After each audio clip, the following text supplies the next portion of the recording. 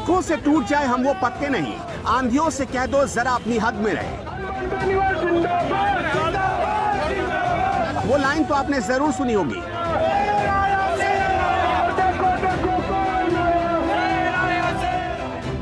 राजस्थान में एक नेता ऐसा ही है।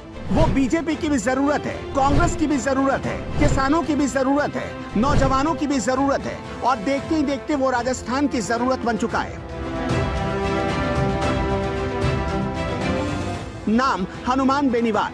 बेनीवाल किसी परिचय के मोहताज नहीं है। राजस्थान की राजनीति में आज एक चमकता चेहरा बन चुके हैं जिसकी हर पार्टी को जरूरत है।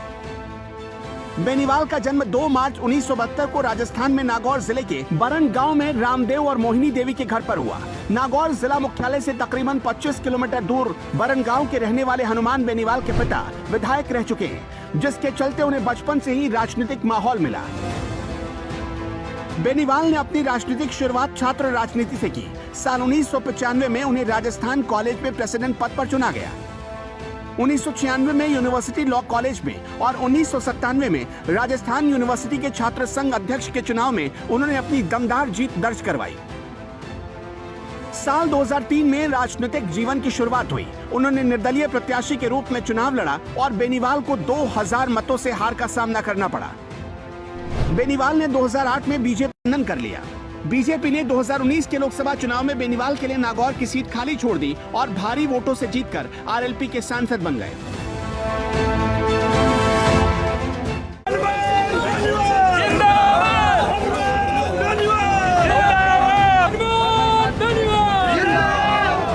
शाखों से टूट जाए हम वो पत्ते नहीं, आंधियों से कह दो जरा अपनी हद में रहे। वो लाइन तो आपने जरूर सुनी होगी।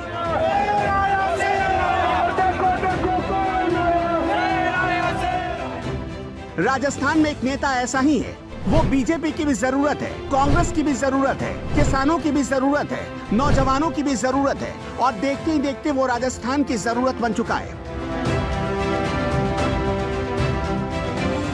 नाम हनुमान बेनीवाल। बेनीवाल किसी परिचय के मोहताज नहीं है। राजस्थान की राजनीति में आज एक चमकता चेहरा बन चुके हैं जिसकी हर पार्टी को जरूरत है। बेनीवाल का जन्म 2 मार्च 1972 को राजस्थान में नागौर जिले के बरन गांव में रामदेव और मोहिनी देवी के घर पर हुआ।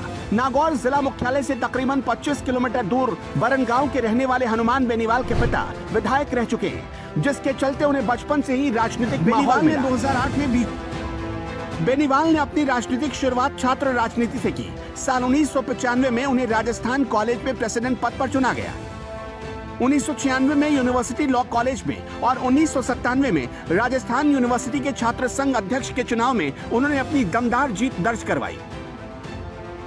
साल 2003 में राजनीतिक जीवन की शुरुआत हुई। उन्होंने निर्दलीय प्रत्याशी के रूप में चुनाव लड़ा और बेनीवाल को 2000 मतों से हार का सामना करना पड़ा।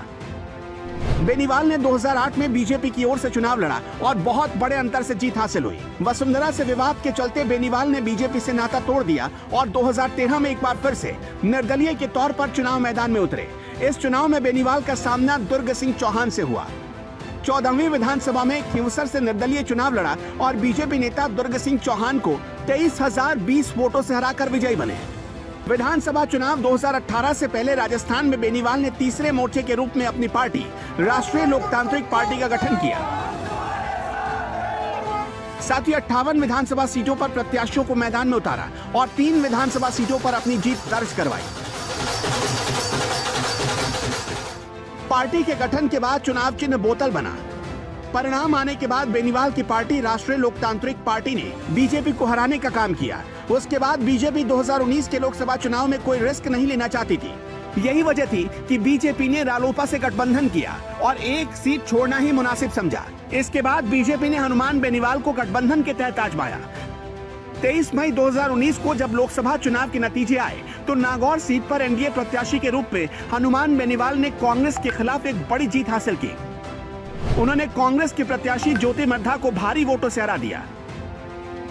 लोकसभा की 25 सीटों में से 24 सीटों पर तब बीजेपी ने अपने प्रत्याशी उतारे थे और सिर्फ एक नागौर की सीट ऐसी थी जिस पर एनडीए का दूसरा प्रत्याशी उतरा था।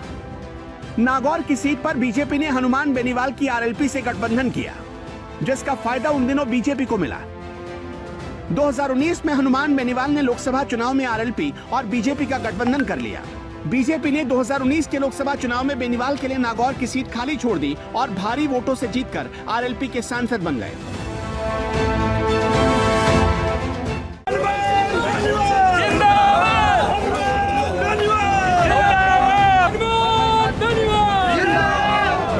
शाखों से टूट जाए हम वो पत्ते नहीं, आंधियों से कह दो जरा अपनी हद में रहे। वो लाइन तो आपने जरूर सुनी होगी।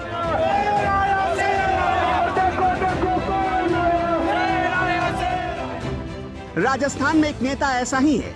वो बीजेपी की भी जरूरत है, कांग्रेस की भी जरूरत है, किसानों की भी जरूरत है, नौजवानों की भी जरूरत है और देखते ही देखते वो राजस्थान की जरूरत बन चुका है। नाम हनुमान बेनीवाल। बेनीवाल किसी परिचय के मोहताज नहीं है। राजस्थान की राजनीति में आज एक चमकता चेहरा बन चुके हैं जिसकी हर पार्टी को जरूरत है।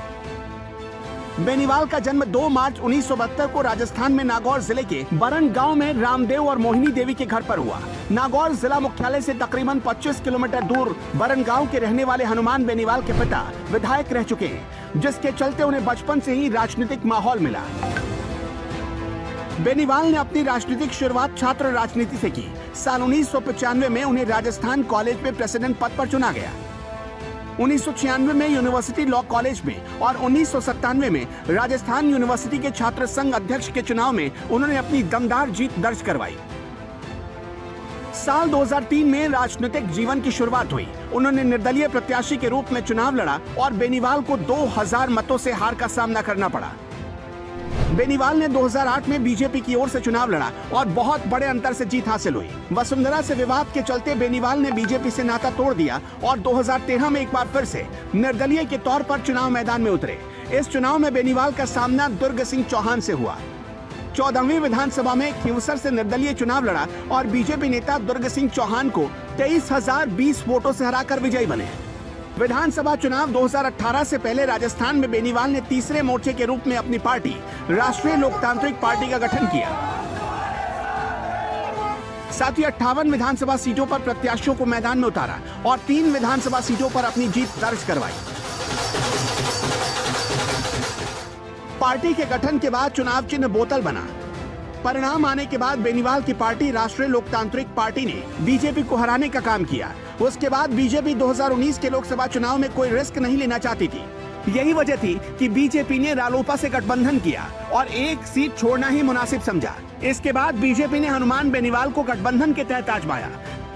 23 मई 2019 को जब लोकसभा चुनाव के नतीजे आए तो नागौर सीट पर एनडीए प्रत्याशी के रूप में हनुमान बेनीवाल ने कांग्रेस के खिलाफ एक बड़ी जीत हासिल की। उन्होंने कांग्रेस की प्रत्याशी ज्योति मर्धा को भारी वोटों से हरा दिया। लोकसभा की 25 सीटों में से 24 सीटों पर तब बीजेपी ने अपने प्रत्याशी उतारे थे और सिर्फ एक नागौर की सीट ऐसी थी जिस पर एनडीए का दूसरा प्रत्याशी उतरा था। नागौर की सीट पर बीजेपी ने हनुमान बेनीवाल की आरएलपी से गठबंधन किया, जिसका फायदा उन दिनों बीजेपी को मिला। 2019 में हनुमान बेनीवाल ने लोकसभा चुनाव में आरएलपी और बीजेपी का गठबंधन कर लिया। बीजेपी ने 2019 के लोकसभा चुनाव में बेनीवाल के लिए नागौर की सीट खाली छोड़ दी और भारी वोटों से जीतकर आरएलपी के सांसद बन गए।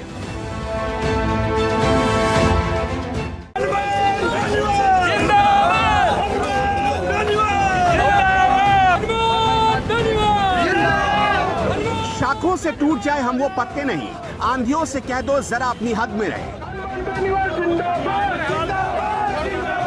वो लाइन तो आपने जरूर सुनी होगी।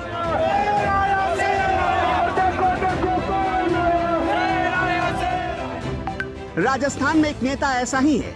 वो बीजेपी की भी जरूरत है, कांग्रेस की भी जरूरत है, किसानों की भी जरूरत है, नौजवानों की भी जरूरत है और देखते ही देखते वो राजस्थान की जरूरत बन चुका है। नाम हनुमान बेनीवाल। बेनीवाल किसी परिचय के मोहताज नहीं है। राजस्थान की राजनीति में आज एक चमकता चेहरा बन चुके हैं जिसकी हर पार्टी को जरूरत है। बेनीवाल का जन्म 2 मार्च 1972 को राजस्थान में नागौर जिले के बरन गांव में रामदेव और मोहिनी देवी के घर पर हुआ। नागौर जिला मुख्यालय से तकरीबन 25 किलोमीटर दूर बरन गांव के रहने वाले हनुमान बेनीवाल के पिता विधायक रह चुके हैं, जिसके चलते उन्हें बचपन से ही राजनीतिक माहौल मिला। बेनीवाल ने अपनी राजनीतिक शुरुआत छात्र राजनीति से की। साल 1995 में उन्हें राजस्थान कॉलेज में प्रेसिडेंट पद पर चुना गया। 1996 में यूनिवर्सिटी लॉ कॉलेज में और 1997 में राजस्थान यूनिवर्सिटी के छात्र संघ अध्यक्ष के चुनाव में उन्होंने अपनी दमदार जीत दर्ज करवाई। साल 2003 में राजनीतिक जीवन की शुरुआत हुई। उन्होंने निर्दलीय प्रत्याशी के रूप में चुनाव लड़ा और बेनीवाल को 2000 मतों से हार का सामना करना पड़ा।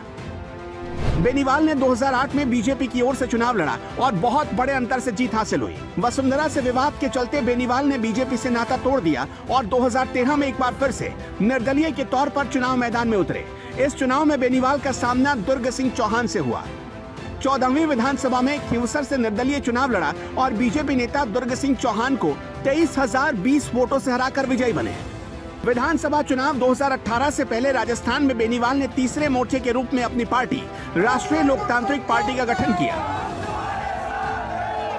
साथ ही 58 विधानसभा सीटों पर प्रत्याशियों को मैदान में उतारा और 3 विधानसभा सीटों पर अपनी जीत दर्ज करवाई। पार्टी के गठन के बाद चुनाव चिन्ह बोतल बना। परिणाम आने के बाद बेनीवाल की पार्टी राजस्थान में एक नेता ऐसा ही है। वो बीजेपी की भी जरूरत है, कांग्रेस की भी जरूरत है, किसानों की भी जरूरत है, नौजवानों की भी जरूरत है और देखते ही देखते वो राजस्थान की जरूरत बन चुका है। नाम हनुमान बेनीवाल। बेनीवाल किसी परिचय के मोहताज नहीं है। राजस्थान की राजनीति में आज एक चमकता चेहरा बन चुके हैं जिसकी हर पार्टी को जरूरत है। बेनीवाल का जन्म 2 मार्च 1972 को राजस्थान में नागौर जिले के बरन गांव में रामदेव और मोहिनी देवी के घर पर हुआ। नागौर जिला मुख्यालय से तकरीबन 25 किलोमीटर दूर बरन गांव के रहने वाले हनुमान बेनीवाल के पिता विधायक रह चुके हैं, जिसके चलते उन्हें बचपन से ही राजनीतिक माहौल मिला। बेनीवाल ने अपनी राजनीतिक शुरुआत छात्र